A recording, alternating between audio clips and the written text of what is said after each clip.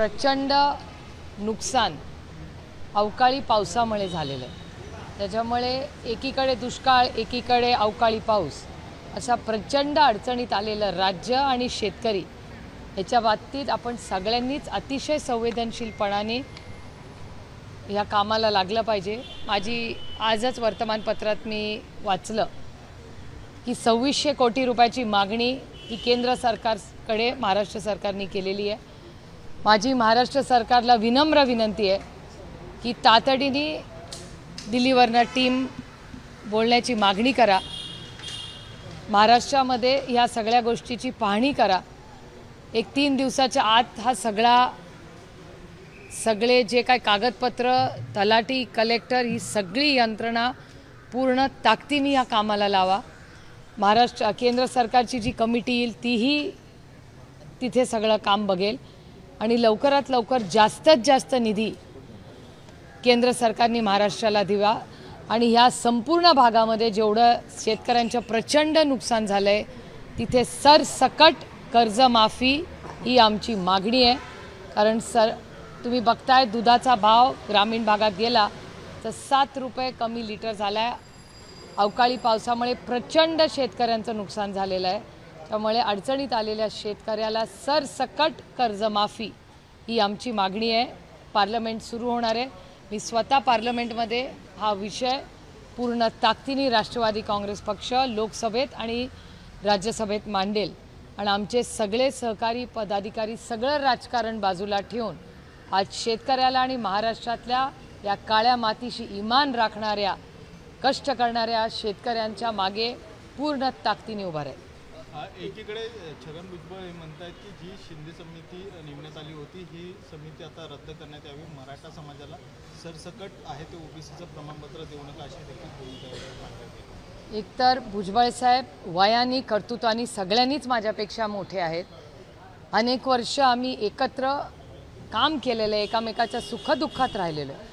त्याच्यामुळे अतिशय विनम्रपणे माझी माध्यमांनाही विनंती आहे की माझं जे स्टेटमेंट असेल ते भुजबळ साहेबांचं वय, कर्तृत्व ह्या सगळ्याचा सन्मान ठेवूनच मी करणार आहे, त्याच कॉन्टेक्स्टमध्ये घ्यावं। गैरसमज कुणाचेच नसावे आणि प्रेक्षकांचे तर नसावेच। पण मला अतिशय प्रांजळपणे विनम्रपणे भुजबळ साहेबांना एवढीच विनंती करायची की ज्या काही तुमच्या मागण्या आहेत, आपण आदरणीय आहात, वंदनीय आहात, आपण कॅबिनेटमध्ये या राज्याच्या आहात, त्याच्यामुळे ज्या मागण्या ते व्यासपीठावर न करतात त्या जर त्यांनी कॅबिनेटमध्ये त्या बंद दरवाज्यात खोली जर केल्या, कारण का तो अधिकार आहे त्यांना। 105 बीजेपीचे असे आमदार आहेत ज्यांना मंत्री व्हायची इच्छा आहे, ते बिचारे काही बोलत नाही आहेत। त्यामुळे भारतीय जनता पक्षाचे 105 मधले मला वाटतं 8च मंत्री झालेत ना, म्हणजे जवळपास 90-95 लोक असे ज्यांना अधिकार खरा आहे त्या कॅबिनेटमध्ये बसायचा, तरी ते भारतीय जनता पक्षाचे बिचारे 90-95 असे आमदार बसत नाही आहेत। त्यांनी खूप मोठा त्याग केलेला आहे। त्याच्यामुळे आजच्या महाराष्ट्राच्या या दुर्दैवी गलिच्छ राजकारणामध्ये हा सगळी जे गोंधळ चाललेला आहे राज्यामध्ये, त्याच्यात माननीय आदरणीय भुजबळ साहेबांना एक खूप महत्त्वाचं पद हे कॅबिनेट मंत्री महाराष्ट्राचं मिळालेलं आहे। त्याच्यामुळे ते मंत्री कॅबिनेटमध्ये जर ते हे बोलले तर महाराष्ट्रामध्ये जी अस्वस्थता आज आहे किंवा गैरसमज किंवा जे वातावरण महाराष्ट्रात दूषित होतं आहे, ज्याला पूर्णपणे जबाबदार हे ट्रिपल इंजिनचं खोके सरकार आहे। या खोके सरकारनी जो गोंधळ आज महाराष्ट्रात घातलेला आहे, 200 आमदार येतो त्यांच्याकडे, 200 आमदार असताना तुमच्या कॅबिनेट मंत्र्याला जर बाहेरचं व्यासपीठ लागत असेल तर याचा अर्थ काय की कॅबिनेटमध्ये संजय राऊतजी जे म्हणतात की गँगवॉर चालली आहे, नाशिकचे लोक आत्ताच मला भेटून गेले, त्यांच्याकडून तिथला जो ड्रग माफियाची जी चर्चा सातत्याने तुमच्या चॅनलवर येते, आज अवकाळी पावसाची जी परिस्थिती, या सगळ्या परिस्थितीचा गांभीर्याने चर्चा ही कॅबिनेटमध्ये जी झाली आहे ती दुर्दैवाने आज चॅनल्स आणि सत्तेत असलेले लोक सभांमध्ये मांडतात। याच्याच या ट्रिपल इंजिन खोके सरकारमध्ये किती मिसमॅनेजमेंट आहे आणि पॉलिसी पॅरालिसिस आहे। तुम्ही मला विचार करून सांगा, तुम्ही एडिटोरियलमध्ये काम करताना तुम्ही चॅनलवर बाहेर येऊन बोलाल का की आमच्या एडिटोरियलमध्ये ही बातमी लावली पाहिजे? ती तुम्ही तुमच्या एडिटोरियलमध्येच बोलाल ना। तर जर कॅबिनेट मंत्री बाहेर येऊन मागण्या करत असतील तर मग कॅबिनेटमध्ये कसली चर्चा होते? ही खूप चिंताजनक परिस्थिती आहे आणि याच्यात भरडला जातोय सर्वसामान्य माणूस. हे दुर्दैव आहे आणि महाराष्ट्राचं नुकसान या ट्रिपल इंजिन खोके स्वार्थी सरकारमुळे होते. भुजबळांनी जी भूमिका मांडलेली आहे, भुजबळांनी जी भूमिका मांडली आहे की सरसकट कुणबी प्रमाणपत्र देऊ नका आणि ज्यांना आता कुणबी प्रमाणपत्र दिले ते देखील रद्द करा आणि जी समिती स्थापन केलेली आहे ती समिती देखील रद्द करा. या भूमिकेच्या संदर्भात या भूमिकेला तुमचा पाठिंबा आहे की विरोध आहे? नाही, माझं म्हणणं आहे नक्की सरकारची भूमिका काय ही आमच्या समोर स्पष्ट आली पाहिजे ना. सरकारची एक बाजू हे म्हणते महाराष्ट्राचे, म्हणजे मला जे थोडंसं कळतं, मी काय फार तज्ज्ञ नाही या विषयाची, पण महाराष्ट्राच्या निर्णय प्रक्रियेत घ्यायची अधिकार हे सगळे महाराष्ट्राच्या माननीय मुख्यमंत्र्यांकडे असतात.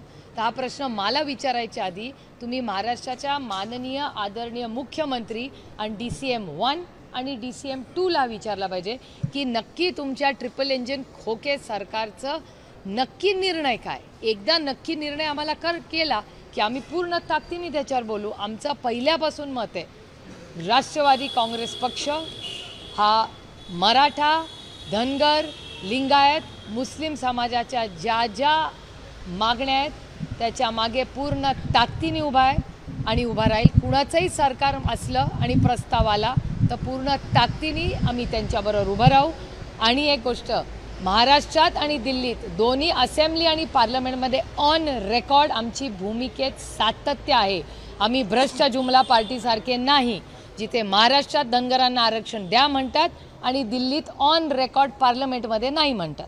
त्याच्यामुळे नक्की या ट्रिपल इंजिन खोके सरकारचा निर्णय काय आहे ह्याच्यात आम्हाला स्पष्टता येत नाही आहे. कॅबिनेट मिनिस्टरमध्ये भांडणं चालली आहेत. राऊत साहेब म्हणतात ते गँगवॉर तुमच्या चॅनलवर आम्हाला ऐकायला आणि बघायला मिळतं. त्यातून एका ठिकाणी दुष्काळ झाला आहे, अतिवृष्टी झाली आहे, महागाई, बेरोजगारी, ह्याची जबाबदारी घेणार कधी? यांची भांडणं मिटतील तर राज्य पुढे जाईल ना. कार्यक्रमाला गेले होते तेव्हा कोण? दीपक केसरकर एका कार्यक्रमाला गेले होते तेव्हा एका तरुणीने त्याला शिक्षक भरतीबद्दल विचारला तेव्हा त्यांनी त्याला झापलं. प्लस त्याला असे देखील म्हणाले की असे जर बेशिस्त शिक्षक जर आपल्या शाळेत याचं शिकणार असतील तर आम्ही अशांना घेणार नाही.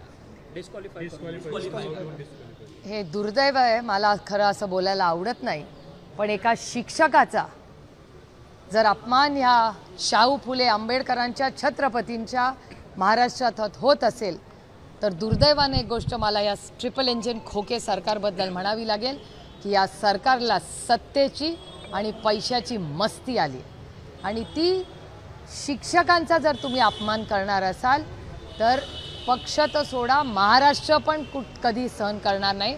आणि कुठल्याही शिक्षकाचा अपमान जर कुठलंही सरकार करत असेल तर त्या शिक्षकाच्या मागे पूर्ण ताकदीने आम्ही उभं राहू, माणुसकीच्या नात्याने. आणि दुसरी गोष्ट, ती नुसता शिक्षक नव्हता, ती एक महिला शिक्षक होती.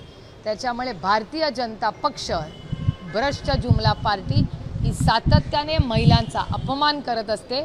त्यांचे मित्र पक्षांनाही ते गुण लागलेले आहेत असं दिसायला लागतं. त्याच्यामुळे एका महिलेचा अपमान आम्ही सहन करणार नाही आणि शिक्षकांचा कधीच करणार नाही.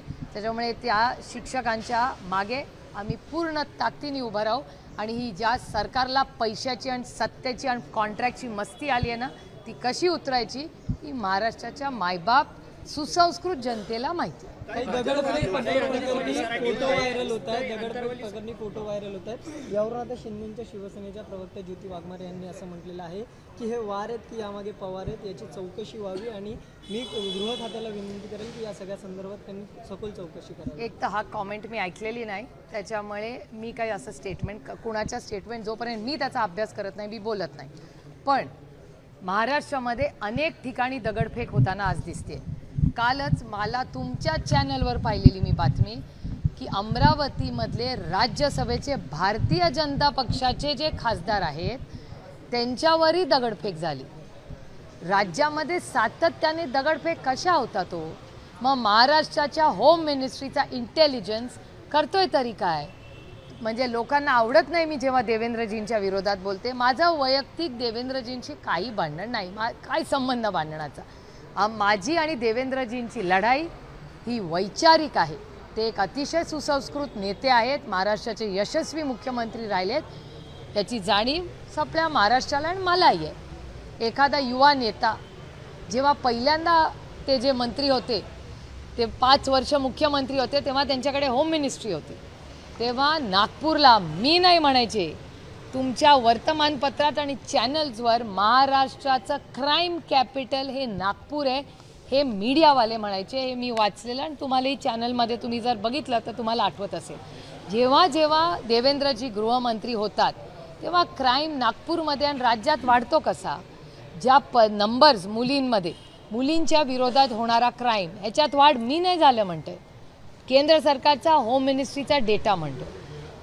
जे इलेक्टेड आहेत म्हणजे सोळंकी साहेबांच्या घरात आग लावली, संदीप क्षीरसागरची मुलं त्याच्या घरातून कशी बाहेर पडली आहेत, त्याच्या बायकोचं काय दुःख आहे, वेदना त्या क्षीरसागर संपूर्ण कुटुंबाच्या आहेत, त्या कधीतरी तुम्ही तुमच्या चॅनलवर काही दाखवले आहे.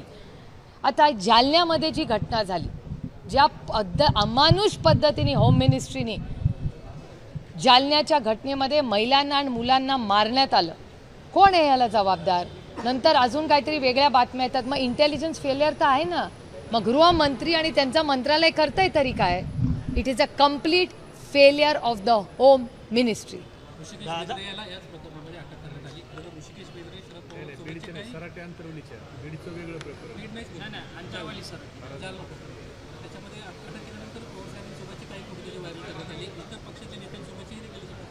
महाराष्ट्रात जेवढे पक्ष आहेत त्या सगळ्या पक्षांच्या नेत्यांवरचे आणि त्याचे फोटो मी तुमच्याच चॅनलवर पाहिलेत, सगळ्या नेत्यांचे. आणि ही गोष्ट मी कालही बोलले की देवेंद्र फडणवीस आणि मी आम्ही 2 वेगळ्या वैचारिक बैठकीच्या पक्षामध्ये दोघं काम करतो. माझे आणि त्यांचे काही कॉमन लोकांबरोबर फोटो असतात आणि त्या माणसांनी एखाद्याने एखादी चूक केली, मग आता देवेंद्र फडणवीस आणि सुप्रिया सुळे जबाबदार का? मला असं वाटतं राजकारणामध्ये होम मिनिस्ट्रीनी पारदर्शकपणे सगळ्याची माहिती काढावी. उगाच एखाद्या कुठलाही फोटो, आणि मी स्वतः माझंही मी कधीही कुणावर खोटे आरोप कधी करत नाही. Data speaks for itself. जोपर्यंत हातात डेटा नाही मी कधीही कुणावरही आरोप केलेले नाही, ते माझं राजकारणच नाही. त्याच्यामुळे ह्या फोटो या सगळ्याच पक्षाच्या लोकांचे फोटो आहे, त्यांनी पवार साहेबांचे टाकले, यांनी देवेंद्र फडणवीसांचे आणि त्या व्यक्तीचे टाकले, शिंदे माननीय महाराष्ट्राचे मुख्यमंत्र्यांवर टाकले. त्यामुळे तुमच्याच सगळ्या चॅनलवर त्या व्यक्तीची सगळ्याच पक्षाच्या लोकांबरोबर फोटो आहेत.